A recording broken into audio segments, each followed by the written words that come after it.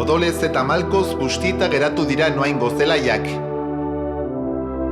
Arestian erresuma zaharra usurpatzaileen gandik askatu arren, galtzaile irten dira oraingoan Nafarrak hiriburutik hurbil.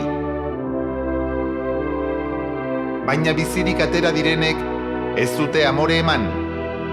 Eta indar berritu ondoren, Baxe Nabarrera abiatu dira, erresistentzia berrantolatzeko asmoz.